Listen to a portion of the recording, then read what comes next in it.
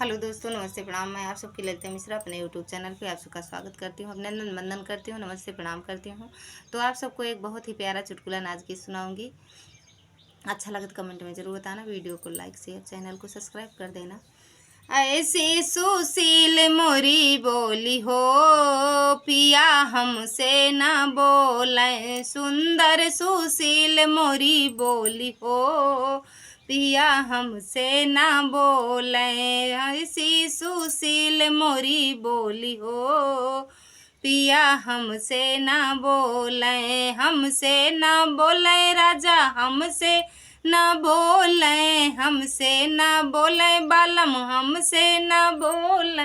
सुंदर सुशील मोरी बोली हो, पिया हमसे ना बोले। बोलही के खातिर कुअनों पे गईले, बोलही के खातिर कुअनों पे गईले। धैले कहरा के भेस हो, पिया हमसे ना बोले। धैले कहरा के भेस हो, पिया हमसे ना बोले। सुंदर सुशील मोरी बोली हो, पिया हमसे ना बोले। सुंदर सुशील मोरी बोली हो, पिया हमसे ना बोले।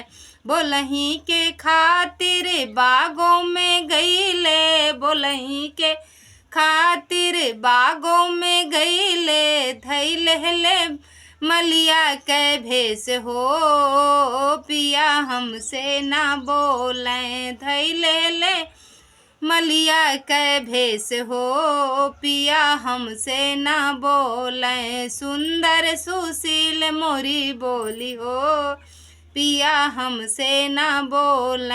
ऐसी मधुरी मोरी बोली हो, पिया हमसे ना बोले। बोलही के खातिर सड़कों पे गईले, बोलही के खातिर सड़कों पे गईले। धैले जोगिया के भेस हो, पिया हमसे ना बोले। धैले जोगिया के भेस हो, पिया हमसे ना बोले। सुंदर सुशील मोरी बोली हो, पिया हमसे ना बोले।